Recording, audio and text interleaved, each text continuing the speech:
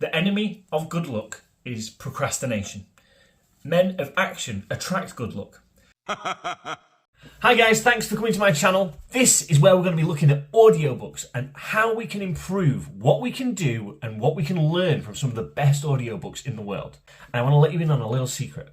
If you're not a fast reader, I'm not either. And what we're going to be doing is we're going to be conquering that with audiobooks. We can listen to the audiobooks. I'll show you how, and if you have any questions, let me know. So let's get into this. I look forward to going on this journey with you.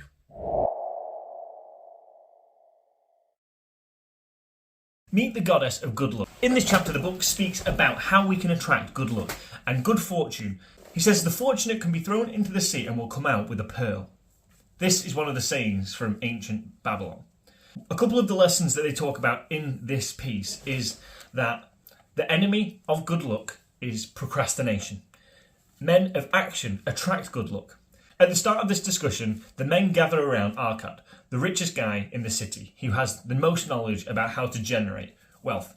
And they all ask him, hey, can you find luck? One man says, yes, I found a bag of gold. He asks everybody else, okay, who else has found a bag of gold? Nobody else puts their hand up and he says, okay, well, this seems quite rare. Maybe this isn't the best place to place your bets and look for that luck. Look for the ways that you can succeed in life. Another person says, gambling. Maybe gambling is the way. Arkad then says, gambling is in the heart, and the wish to be lucky is in the hearts of men now, just like it was 4,000 years ago. And this applies obviously to 2,000 years ago when this was written, or maybe earlier, I'm not sure.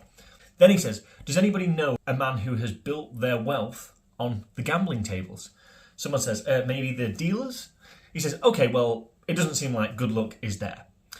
Then they ask, how about when they study examples of people who were almost lucky? You say, okay, let's look into that. And in all these cases, the men either procrastinated, delayed, didn't see or recognize the opportunity, and because of this, they allowed the opportunity to slip through their hands. So this chapter is all about what you can do to, number one, stop procrastinating. Number two, when you see a deal that is good, that's great, and you know it, pay the price immediately to stop yourself and your procrastination from taking over the deal. Men of action are more likely to be lucky. So if you're a guy or a girl and you want to be lucky, stop procrastinating, take action, and do it quickly. So these things are essentially what chapter 4 is all about.